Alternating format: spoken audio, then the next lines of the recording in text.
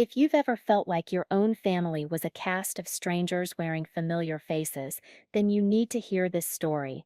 And if you've ever wondered what you would do, if the people who were supposed to protect you were the very ones who threw you to the wolves, then stick around, because my story isn't just about betrayal, it's about what happens when the person they thought they broke refuses to stay shattered. The first thing I remember is the color beige, not a warm sandy beige, but the flat, lifeless beige of a hospital ceiling.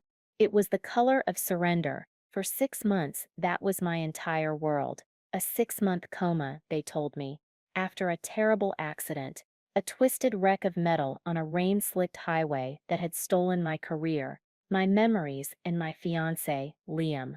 My family, a tight-knit constellation of concern, was my anchor in the disorienting sea of my return to consciousness. My father, Arthur, with his commanding presence and eyes that held a universe of feigned sorrow. My mother, Eleanor, fluttering around me, her anxiety a constant humming bird. And my older brother Julian, the golden child, offering clumsy but seemingly heartfelt reassurances. They were so supportive. That's the phrase they used, the phrase the doctors used, the phrase I repeated to myself in the quiet, hollow hours of the night.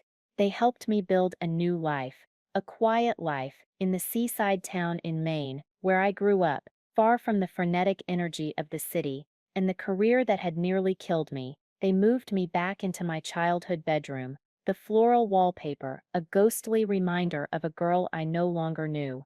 They managed my finances, my physical therapy, entire existence. I was their project, their broken bird with a mended wing that would never quite fly right again. And was Summer, the former investigative journalist, now just Summer, a label without a definition. The problem was the glitches. That's what I called them. Flashes of memory, sharp and violent, that didn't fit the placid narrative they had so carefully constructed. I'd be stirring sugar into my tea and suddenly smell ozone and burnt rubber, my heart hammering against my ribs. I'd hear a door slam and flinch, not from the noise, but from the phantom echo of a scream that wasn't my own. I remembered Liam's hand in mine, but not in the gentle way he always held it. It was a desperate, crushing grip, his knuckles white. I remembered the glint of something in our rearview mirror, not just headlights, but something sharper, more metallic,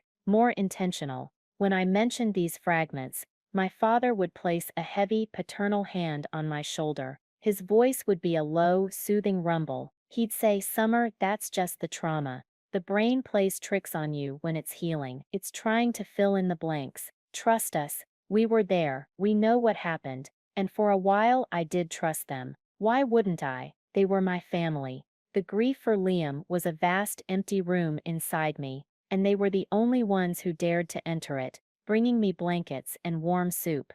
They mourned with me, or at least they performed a convincing pantomime of mourning. My father would speak of Liam's potential, his voice thick with regret. My mother would sigh and say what a handsome couple we were. It was a shared sorrow that bonded us, a tragedy that had, in their telling, brought us closer than ever. But my journalist's brain, the one they thought was permanently offline, kept nagging at me. "It's the loose threads," it whispered. "The story is always in the loose threads." Yesterday, the loose thread presented itself. My mother, in one of her cleaning frenzies, had decided to finally sort through my old things from the city apartment. She brought a stack of boxes down from the attic, her expression a careful blend of sympathy and purpose. Most of it was junk, remnants of a life that felt like it belonged to someone else. But at the bottom of one box, tucked inside a worn university sweatshirt, was my old work laptop, a sleek, silver machine I thought had been destroyed in the crash. I felt a jolt, a spark of the old me. I picked it up. My mother immediately tried to take it from me. She said, "Oh honey, you don't need that. It'll only bring up bad memories. Let's just get rid of it." But I held on, a flicker of defiance I hadn't felt in months. I told her I just wanted to see if any of my old photos were on it. It was a lie, but it was a plausible one. She relented, her lips pursed in disapproval. Later that night, when the house was silent, I opened it. The screen lit up, asking for a password. My mind was a fog. I tried my birthday. No. My old address. No. Julian's dog's name. No. I felt a surge of frustration, the familiar sting of helplessness. I was about to give up when another glitch hit me. A memory, clear as day. Liam, laughing, leaning over my shoulder as I set up the computer for the first time. He'd said, use something nobody would ever guess, but that we'll never forget. What's the one thing we're going to do, no matter what? I remembered my answer instantly. I had typed it without even thinking. Tuscany 2024, our honeymoon. My fingers trembled as I typed it into the password field. TUSCANY 2024. The screen unlocked. My heart was pounding so hard I could feel it in my teeth. The desktop was exactly as I'd left it. Folders of research, interview transcripts, outlines, and an email client, still open. The inbox was full of junk mail and press releases, but then I saw it, a chain of emails with a subject line that made the air leave my lungs. Status update, Protocol Phoenix. The sender was an encrypted, anonymized address, but the most recent email was from only 12 hours ago. I clicked on it, my hand shaking so violently I could barely control the mouse. The message was short, just a few lines of text, and it was signed with a name that was supposed to belong to a ghost. Liam. He wasn't dead, he was in witness protection. The email was a carefully worded check-in, asking if the package had been received, if the asset was secure. The asset, that was me. I scrolled up, my vision blurring with tears. I read through the older messages, my world tilting on its axis. The accident wasn't an accident, it was an attempt on our lives, a professional hit, designed to look like a tragic crash. It was orchestrated by Athelred Global, the multi-billion-dollar pharmaceutical giant I had been investigating for months. My story, the one I was days away from publishing, was going to expose them for falsifying clinical trial data for their new blockbuster drug, a drug that had been linked to dozens of deaths. Liam, a financial analyst, had been my inside source, the one who had first noticed the cooked books and laundered money. They hadn't just tried to kill a journalist, they had tried to eliminate the source and the storyteller in one fell swoop. The blood drained from my face, my body turning to ice, but the final soul-destroying blow came from the last email in the chain, a forwarded message from Liam's federal handler. It was a risk assessment. It detailed the threat from Athelred, their ruthlessness, their reach, and it listed the known risks, the people who could be compromised or turned. It named their key executives, their board members, and then I saw it, a name I knew as well as my own. Arthur Holloway, Vice President of Special Projects, Athelred Global. My father, my loving, supportive, grieving father, was secretly a senior executive at the very corporation that had tried to murder me, and had succeeded in making the world believe the love of my life was dead. The supportive hands that had held me up were the same hands that had pushed me off the cliff.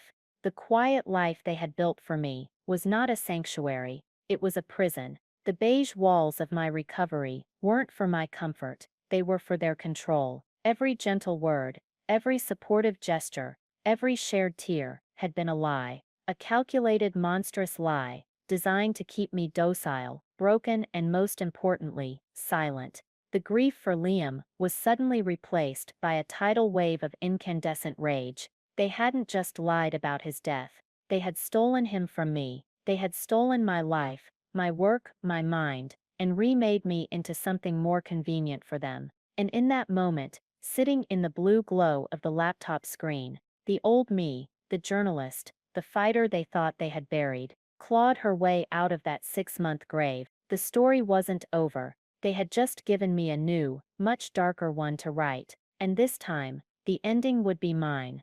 The four walls of my childhood bedroom, once a symbol of their suffocating care, now felt like the staging ground for a war. For a few hours, I just sat there, the laptop humming, the screen a testament to the colossal fracture that had just ripped through my reality. The initial shock gave way to a cold, creeping horror. I reread the emails a dozen times, 100 times, as if staring at the words long enough might change their meaning. Liam, alive, witness protection, Athelred Global, Arthur Holloway, VP. Each word was a nail being hammered into the coffin of the life I thought I was rebuilding. The grief was the strangest part. It was a mutated, monstrous version of what I'd been feeling for 6 months. I wasn't grieving a death anymore. I was grieving a theft. They hadn't just taken Liam from me. They had taken my right to even know he was alive. They had let me weep for him, let me build memorials to him in my mind, let me carry his absence, like a physical weight, all while knowing he was breathing the same air I was, somewhere on the same planet. My father had sat across from me at the dinner table, his face a mask of paternal sympathy, discussing the tragedy while he cashed his paycheck from the people who caused it. The betrayal was so profound, so absolute, it was almost elegant in its cruelty. It wasn't just a lie, it was a masterpiece of psychological warfare, waged against his own daughter. My mind, finally free of the fog, started to race, piecing together the last 6 months with this horrifying new lens. The insistence on moving me back home to Maine, away from my friends and colleagues in the city, the careful management of my visitors, the way my father would always steer the conversation away whenever I got close to talking about the specifics of my Athelred investigation, dismissing it as stressful for my recovery. The support wasn't support, it was surveillance. The care wasn't care, it was containment. They were afraid of what I might remember. They were afraid of the journalist waking up inside the patient, and the flashbacks, the glitches my father had so calmly explained away as trauma. They weren't tricks of a healing brain, they were the truth trying to break through the concrete wall of their lies. I closed my eyes and let one come. This time I didn't fight it. Liam and I were at our favorite Italian restaurant, a little place with checkered tablecloths. It was a week before the crash. He was nervous, picking at the label on his beer bottle. He told me, "Summer, this Athelred thing, it's bigger than we thought.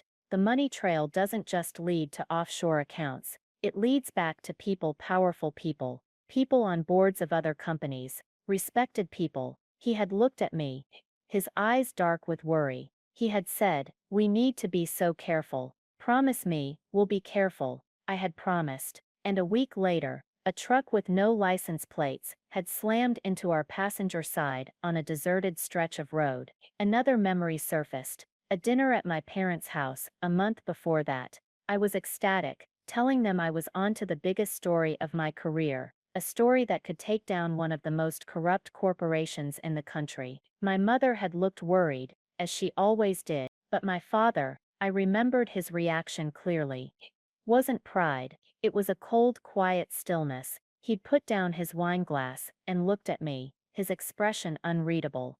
He'd said, "Some stones are better left unturned. Summer, you're playing with fire." At the time, I thought it was fatherly concern. Now I knew it for what it was, a threat.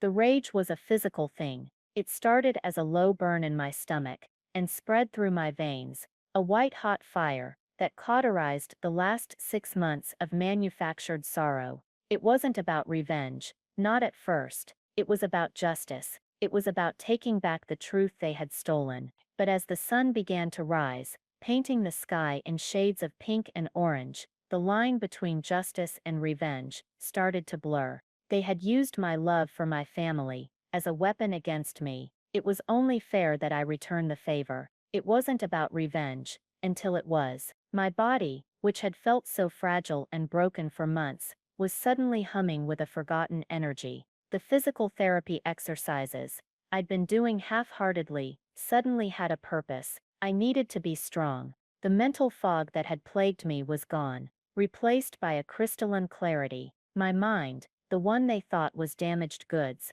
was now my greatest weapon. I made a decision. I would not confront them. Not yet. Confrontation was their game, a world of emotional manipulation, gaslighting, and feigned concern. I wouldn't play on their field. I would play on mine. The field of information, evidence, and strategy. For the next few days, I became the perfect patient again. I was the docile, recovering daughter. I let my mother fuss over me. I listened to my father's hollow pronouncements about the stock market, with a gentle, vacant smile. I even tolerated my brother Julian's endless complaints about his stressful job at a real estate firm my father had gotten him. A job that seemed to primarily involve long lunches and updating his social media. He'd drone on about how hard it was to be a young professional, completely oblivious to the fact that his entire life was a construct funded by the blood money that had paid for the attempt on my life. He was the golden child, so polished by my parents' praise that he was blind to the rot at the core of our family. His oblivious entitlement was another log on the fire of my resolve. While I played the part of the broken doll, my nights were spent in a fury of silent activity. I used a public library's Wi-Fi to avoid tipping them off. I created a new, encrypted email address and replied to Liam's handler. My message was simple: asset is secure and now operational. Phoenix needs a new flight plan. Awaiting instructions. The reply came within an hour: a new set of communication protocols, a secure messaging app, a time for a first call. The knowledge that I would hear Liam's voice again was a balm on my raw nerves. I also began my own quiet investigation. I was a journalist without a publication, but I still had my skills. I started digging into my father's life with a ruthless detachment I had previously reserved for corrupt politicians. I used my old research tools, archived databases, public records, social media forensics. I found the timeline of his promotions at Ethelred, how they conveniently coincided with my rising profile as an investigative reporter. I found property records for a condo in the Cayman Islands, purchased a week after my accident. A bonus perhaps, a thank you gift for silencing his own daughter. The most painful discovery was about my mother. I didn't believe she was in on it, not in the same way. My mother, Eleanor, lived in a world of willful ignorance. Her entire identity was wrapped up in being the wife of Arthur Holloway, a successful, respected man. She curated their life like a museum exhibit, dusting away any inconvenient truths. But I found her credit card statements from the month of the crash, while I was in a coma, while my father was supposedly consumed with grief. She had spent thousands of dollars on a new designer wardrobe and a spa weekend. It wasn't malice, I realized. It was something worse. It was a complete and utter emotional disconnect, a profound selfishness dressed up as self-care. She wasn't a co-conspirator. She was a beneficiary, content to enjoy the fruits of a poisoned tree, as long as she didn't have to look at the roots. My catalyst, the moment my resolve hardened from steel to diamond, came during a conversation with her, a week after I found the laptop. She was telling a story about a friend's daughter who was getting married. She sighed, her face a mask of practiced sadness. She said, "It makes me think of what could have been. You and Liam. Your father was so looking forward to walking you down the aisle. He had even put a deposit down on the Watermark Club for the reception, you know. He lost the whole deposit after the accident. It was a small detail, meant to illustrate my father's generosity and loss. But it was a mistake, a crack in the facade. Liam and I had never wanted a big wedding. We were going to elope. We had explicitly told my parents we were planning a small ceremony on the beach, just us and a few friends. The Watermark Club, a grotesquely expensive and stuffy venue, was my father's dream, not mine. He hadn't been planning my wedding. He had been planning a business networking event with a wedding as an excuse. The lie was so casual, so thoughtless. It told me everything I needed to know. My grief, my loss, my entire life was just a prop in the grand theater of their own self-interest. That night, I didn't sleep. I sat in the dark, the pieces of my plan clicking into place. They had underestimated me. They saw a daughter, a patient, a victim. They didn't see the journalist who had spent 10 years exposing liars and cheats. They had created a quiet life for me, and in that quiet, they had given me the one thing I needed most: time to think. They thought the story was over, but I was just getting started on the final draft, and it would be a masterpiece of controlled demolition. The plan couldn't be a frontal assault. A direct accusation would be dismissed as a symptom of my brain injury, a paranoid delusion. My father was a master of control. He would spin it, use my fragility against me, and probably have me committed. No, this had to be death by 1,000 cuts, a slow, methodical dismantling of the world he had built on a foundation of lies. My world had been destroyed in an instant of screeching tires and shattering glass. His would be deconstructed piece by piece, so slowly he wouldn't even realize the walls were gone until the roof caved in on him. My first call with Liam was both agony and ecstasy. We used a heavily encrypted voice scrambler. His voice, distorted by the technology, was still the most beautiful sound I had ever heard. I cried for the first 5 minutes, a silent, racking sob. I couldn't tell him everything, not yet. The line wasn't secure enough for that level of detail. I just listened. He told me he was safe. He told me the feds had pulled him out right after the crash, faked his death, and put him into the witness protection program. He told me he fought them, that he wanted to come back for me, but they convinced him that his death was the only thing keeping me safe. If Athelred thought he was dead, they would assume the evidence died with him, and would have no reason to come after me again. It was a cold, brutal logic that made a horrifying kind of sense. He asked about my recovery, his voice tight with a pain that transcended the electronic distortion. I told him I was getting stronger every day. I didn't tell him what I knew. Not yet. The last thing I needed was for him to do something rash, to break cover and compromise the entire operation. My fight was my own, for now. My first strategic move was to find an ally. I couldn't do this alone. I needed someone on the outside, someone with resources, and more importantly, someone I trusted implicitly. There was only one person on that list, Marcus Thorne. He had been my editor at the paper, a grizzled, cynical, coffee-addicted newspaperman of the old school. He had been my mentor, the one who taught me how to follow the money and never ever trust a man in an expensive suit. He had been forced into early retirement a year ago, but I knew he hadn't lost his fire. Finding him was a challenge. He was off the grid, living in a cabin in Vermont with no social media and a healthy distrust of technology. I had to go through his estranged daughter, a yoga instructor in Brooklyn, who I had interviewed once for a story. I sent her a carefully worded email, appealing to her father's sense of journalistic duty. 2 days later, I got a one-line reply from a burner phone number. "What's the story, Holloway?" I drove 3 hours to a dingy diner off a highway in New Hampshire to meet him. He looked older, his face more lined, but his eyes were as sharp as ever. He listened for an hour without saying a word, his gaze fixed on my face as I laid out the whole sordid tale, the accident, the coma, Liam, Athelred, my father. I showed him the emails on my laptop. When I was finished, he just stirred his coffee, the spoon clinking against the cheap ceramic. He took a long sip, then he looked at me and said, "That's one hell of a lead, kid." So the bastard didn't just sell his soul, he tried to sell his own daughter along with it.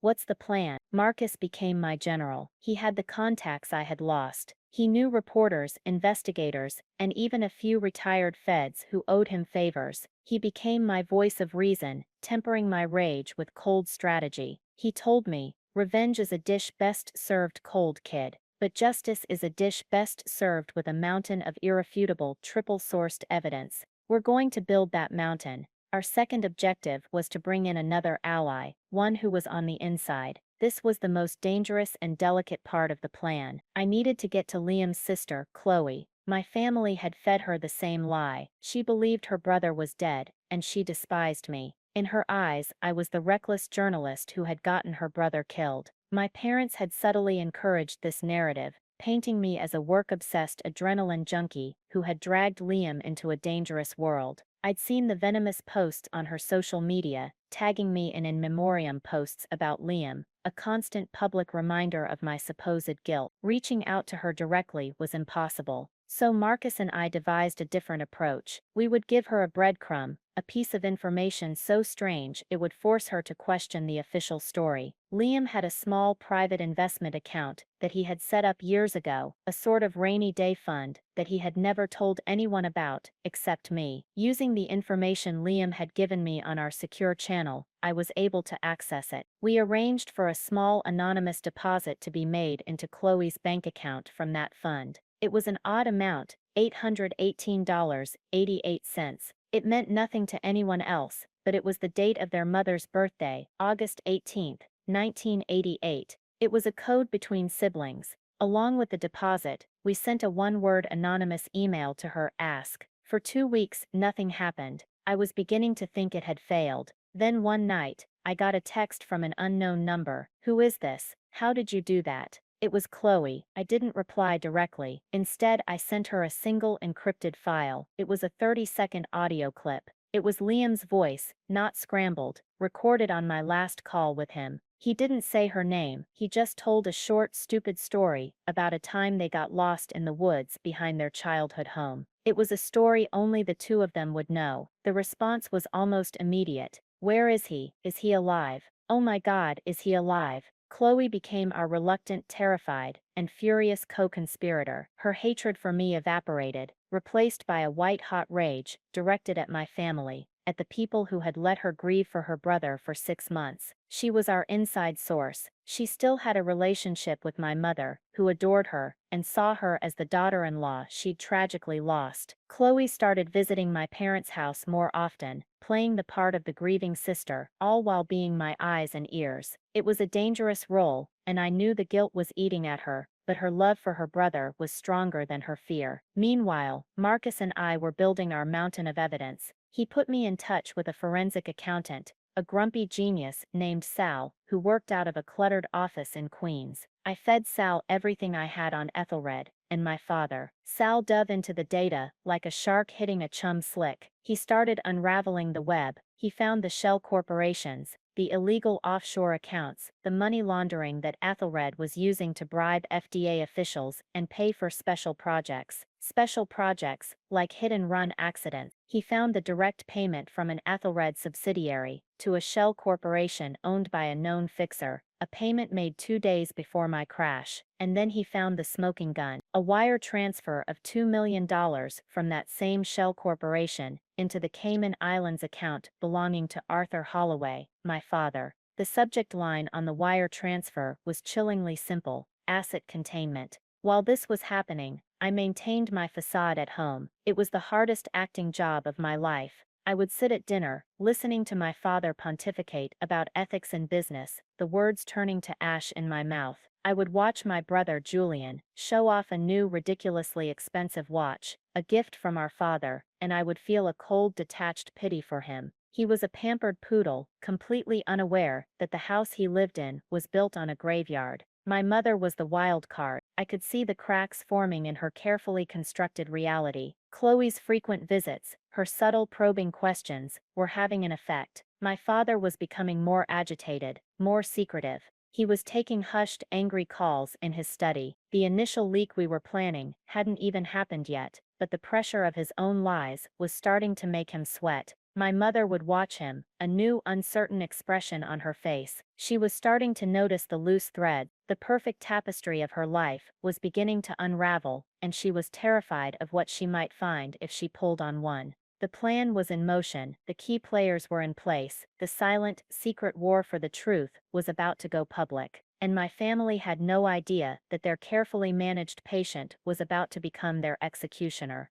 The first move had to be silent, a whisper in the dark that would cause a panic in the light. It couldn't be traced back to me. Marcus, with his old-school cunning, knew exactly how to do it. He had a contact, a financial blogger, known for his scathing, deeply researched takedowns of corporate giants. The blogger was a ghost, completely anonymous, but his word moved markets. We didn't give him the whole story, that would come later. We just gave him a single, verifiable, and deeply damaging piece of information Sal had uncovered. Proof that Ethelred Global's flagship manufacturing plant in Puerto Rico had been falsifying quality control reports for years. We provided him with internal documents, faked inspection signatures, and damning email chains between the plant manager and a mid-level executive back at headquarters. We made sure my father's name was nowhere near it. This wasn't about him, this was about shaking the tree. The blog post dropped on a Tuesday morning at 9:01 a.m., 1 minute after the stock market opened. It was a masterpiece of corporate evisceration.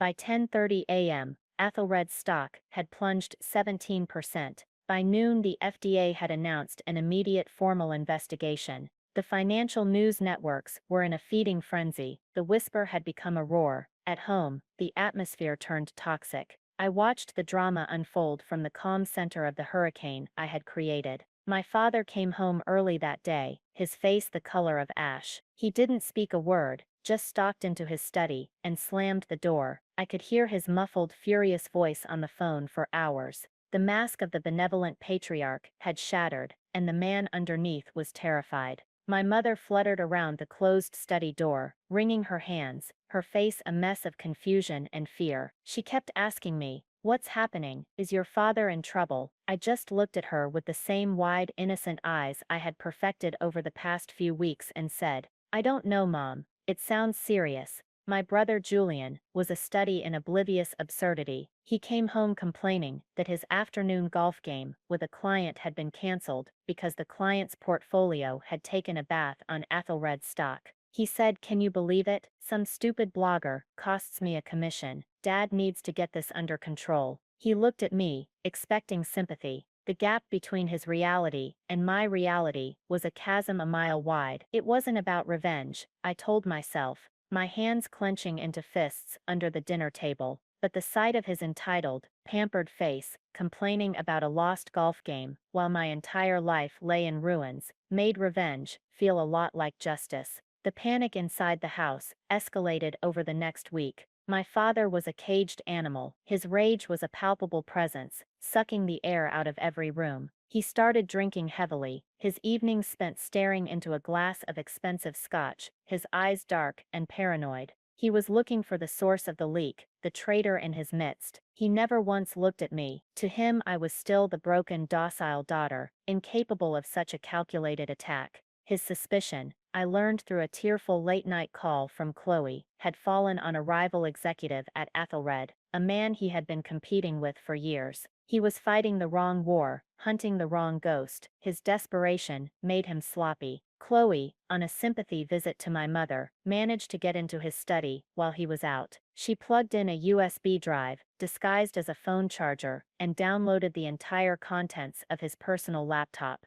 It was a treasure trove. It had everything: his offshore bank statements, his unencrypted correspondence with the fixer who had arranged the accident, and most damningly, a personal journal. It was a document of pure, unadulterated narcissism. He wrote about the necessity of the action against me and Liam. He called it unfortunate but essential for the stability of the company, and by extension, the family. He wrote about me. He wrote, "Summer has always been headstrong, reckless. She couldn't see the bigger picture. I did what a father has to do. I protected the family from her ambition." Reading those words felt like being stabbed. He hadn't just betrayed me for money or power. He had done it because, in his twisted mind, he was the hero of the story. He had convinced himself that attempting to murder his own daughter was a noble sacrifice. This was the debatable character logic I knew the world would have to see. It was so insane, so profoundly self-serving, that it was almost believable. He wasn't a monster in his own eyes. He was a patriarch making a tough choice.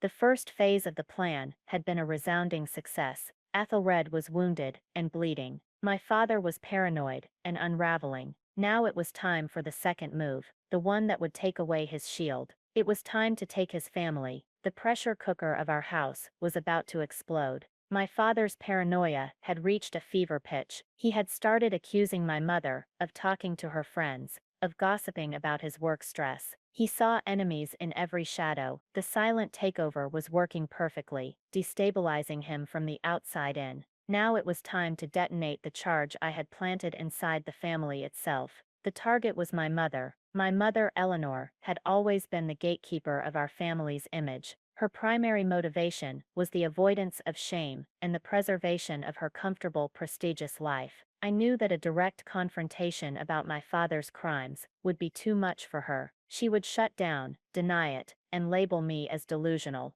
I had to give her a piece of the truth that was not about murder or corporate espionage, but about a betrayal she could understand on a personal, emotional level, a betrayal of their marriage. Using the files Chloe had copied from my father's laptop, I found what I was looking for. It wasn't just offshore accounts and murderous plots.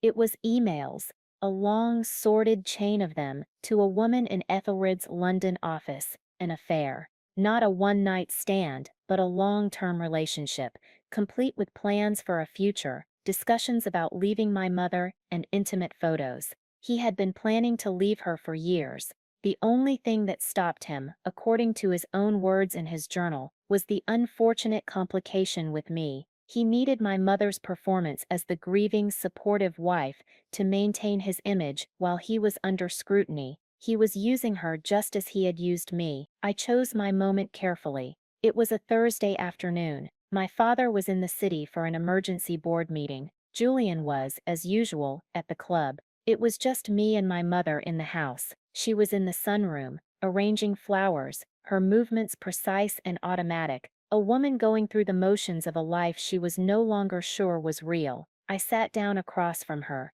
I didn't speak for a long time. Finally, she looked up, her eyes filled with a weary anxiety. She asked, "What is it, Summer? You've been so quiet lately. Is something wrong?" I slid my tablet across the table to her. On the screen was a single email from my father to his mistress. It was dated from the week I was in the hospital. In it, he complained about having to play the part of the doting husband and how he couldn't wait until this family drama was over so they could be together in London. I said nothing. I just watched her face. She read it once, then a second time. The color drained from her cheeks. Her carefully manicured hands began to tremble, the flower she was holding dropping to the floor. The world she had spent 30 years curating, the perfect marriage, the respected husband, the beautiful home, it all dissolved in an instant. This was a language she understood. This wasn't a corporate report. It was a dagger to the heart of her identity. She looked at me,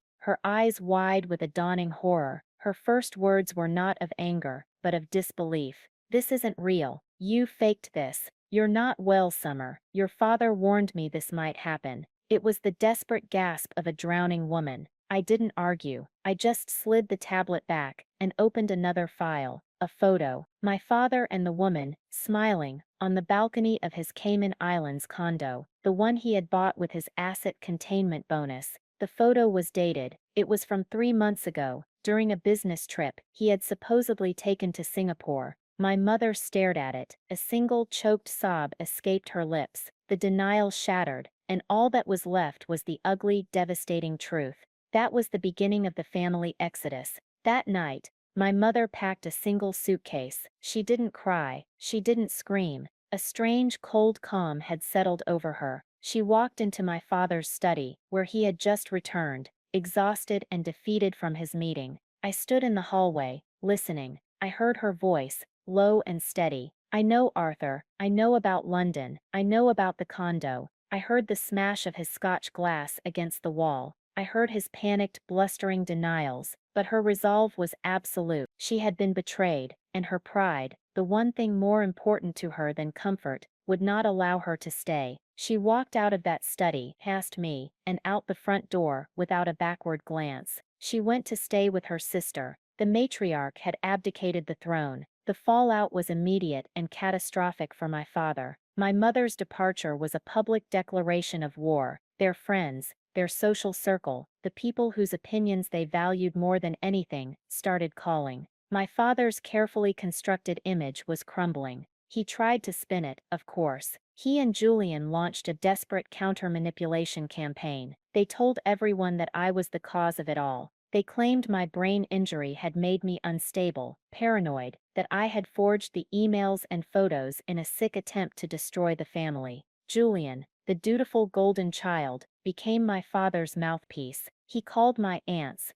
my uncles, my cousins, telling them that poor Summer had finally had a complete breakdown, that she had driven their mother away with her vicious lies. Some of them believed it, or, at least, it was easier for them to believe that than to accept the alternative. I received a few worried, condescending calls, offering to help me find a good doctor, but the seeds of doubt had been planted. My mother, now away from my father's influence, was starting to ask more questions. Chloe was feeding her more small, verifiable truths. The affair had opened the floodgates. If Arthur could lie about that, what else could he lie about? My father, now truly desperate, turned his full attention to me. The facade was gone. There was no more gentle concern, no more paternal pats on the shoulder. He cornered me in the kitchen one evening. his face mottled with rage, his breath smelling of whiskey. He grabbed my arm, his fingers digging into my skin. "What did you do?" he hissed, his voice a venomous whisper. "You're sick. You're trying to ruin me.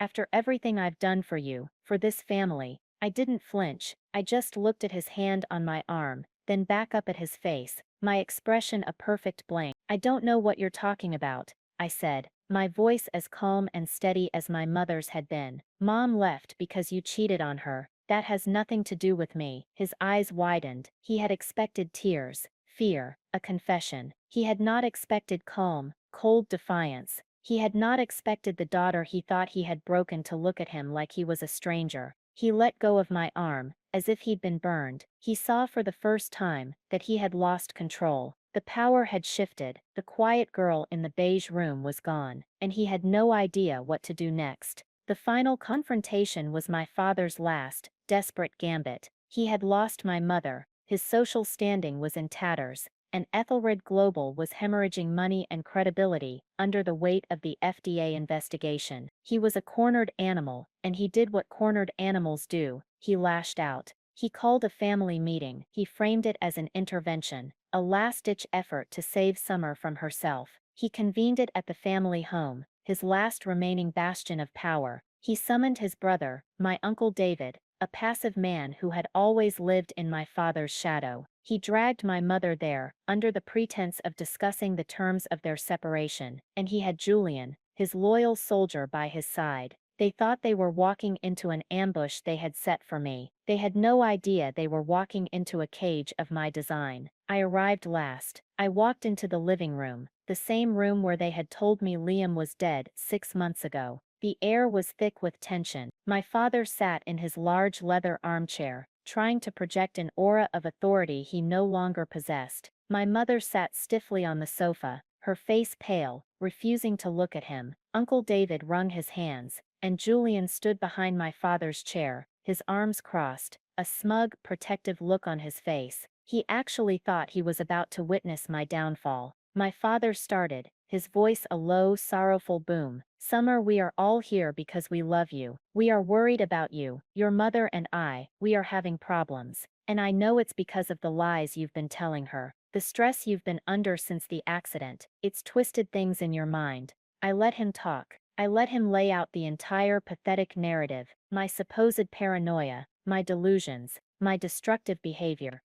Julian chimed in, talking about how I had never been the same, and how I needed professional help. It was a masterclass in gaslighting, a performance they had probably rehearsed. When they were finished, the room was silent. They were all looking at me, expecting me to break, to cry, to confess. I just smiled. A small, calm, chilling smile. "Are you done?" I asked quietly. Before my father could respond, I placed a small, sleek speaker on the coffee table. "There's someone I think you should all hear from," I said. I pressed a button on my phone, and then Liam's voice, clear and strong, filled the room, not scrambled, not a recording. It was a live, secure call. "Hello, Arthur," Liam said. The sound of his voice was a thunderclap in the silent room. My father froze, his face turning a ghastly white. My mother gasped, her hands flying to her mouth. Julian's jaw dropped, his smug expression melting into pure slack-jawed shock. "I understand you've been telling everyone I'm dead," Liam continued, his voice dripping with cold fury. "I just wanted to clear that up. I'm very much alive, a little disappointed in your professional choices, I have to admit. Trying to have your future son-in-law and your own daughter murdered is generally frowned upon." As Liam spoke, I saw Chloe enter the room from the hallway. She wasn't hiding anymore. She stood beside me, her arms crossed, her eyes burning holes into my father. She looked at my mother and said, "He's alive, Eleanor. They lied to us. They let us grieve while they covered their tracks." My father started to bluster, to deny. "This is a trick, a deep fake. She's sick." "It's not a trick, Dad," I said, my voice cutting through his panic. "It's called evidence." I turned my tablet towards him. On the screen was a copy of the wire transfer for $2 million into his Cayman Islands account, the one for asset containment. "I'm sure the board of Ethelred will be fascinated to see this, not to mention the SEC and the Department of Justice." "Oh wait," I said, feigning a sudden thought. They already have. Marcus Thorne sends his regards. My father stared at the screen, his breathing shallow, ragged. He looked like a man who had been shot. The color, the life, the power, it all just drained out of him, leaving a hollow, sagging shell. He looked at me, and for the first time, there was no lie in his eyes, only pure, unadulterated terror. He finally understood. I hadn't just uncovered his secret. I had dismantled his entire life while living under his own roof. Julian, ever the fool, lunged for my tablet. "You're a monster," he shrieked. "You're destroying this family." Chloe stepped in front of him, blocking his path. "She's not the one who destroyed it. Julian," she said, her voice shaking with rage. "He did." She pointed at my father. "And you helped him." The charade was over. The vindication was not a loud, triumphant explosion. It was a quiet, crushing implosion. It was the look on my father's face, as he realized there were no more moves to make. It was the sound of my mother finally bursting into real, gut-wrenching sobs, not for her marriage, but for the truth she had refused to see. It was the pathetic, whimpering confusion on Julian's face, as his entire world, built on a lie he never even knew existed, collapsed around him. It wasn't about revenge, it was about the truth. The truth, it turns out, is a far more devastating weapon. I stood up. I looked at the wreckage of my family, the ruins of the life they had tried to force on me, and I walked out the door, with Chloe by my side, into the clean, fresh air of my new reality. In the end, it wasn't my actions that brought the house down. It was the weight of their own lies. My father, Arthur Holloway, was arrested 2 days after that meeting. The evidence I had provided, combined with Liam's testimony, as a protected federal witness, was overwhelming. The story of the Ethelred conspiracy, and his central role in it, was front-page news. His picture was everywhere, not as the respected executive, but as a monster who had tried to have his own daughter killed to protect his company's stock price. His trial was short. He was convicted on multiple counts, from conspiracy to commit murder to financial fraud. The last I saw of him, he was an old broken man in an orange jumpsuit, his eyes empty. He got what he deserved. It's debatable, I suppose, whether a child should feel satisfaction at their father's ruin, but I can't say I felt any pity. He had made his choice. Ethelred Global collapsed under the weight of the scandal. In the ensuing lawsuits, the stock became worthless, the company was broken up, and its assets sold for parts. The drug they had killed for was pulled from the market, and a multi-billion-dollar victims' compensation fund was established. The story I had started was finally published, not by me, but by a team of journalists at a national paper, with Marcus Thorne overseeing it all. They gave me and Liam credit for the original investigation. We had won. My brother Julian was a casualty of a war he never even knew he was fighting. With my father's assets frozen, and the family name disgraced, his life of unearned privilege evaporated overnight. The cushy job, the fancy car, the expensive watches, all gone. He had to sell his condo and get a real job. For the first time in his life, he had to stand on his own 2 feet, and he wobbled.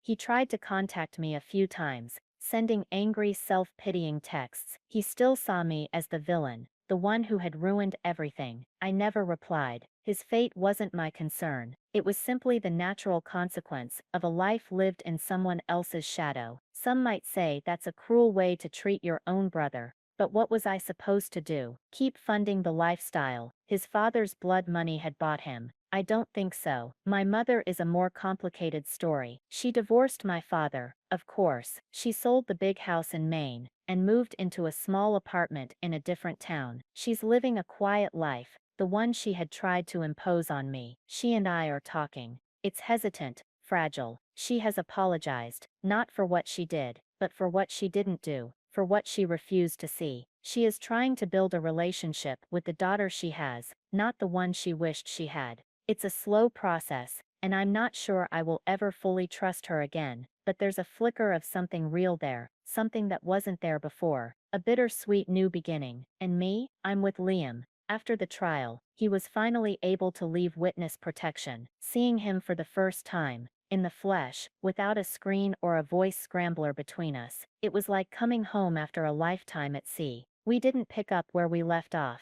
Too much had changed. Too much had been broken. We started over. We moved to a small town on the Pacific coast, a place with no memories, good or bad. I didn't go back to investigative journalism. The fire for it was gone, replaced by a desire for peace. I write now, but I write fiction. I build worlds instead of tearing them down. Liam is teaching history at the local community college. We have a small house, a garden, and a dog that loves to chase seagulls on the beach. It's a quiet life, but it's our quiet life. We chose it. So that's my story. It's a story about the lies we tell ourselves, and the lies we allow others to tell us. It's about how the people who are supposed to love you the most can inflict the deepest wounds. My family thought that because they had broken my body, they had broken my spirit. They underestimated me. They always had. They never understood that my strength wasn't in my career or my ambition. It was in my refusal to accept a reality that wasn't true. It wasn't about revenge. Not really. It was about taking back the pen and writing my own ending.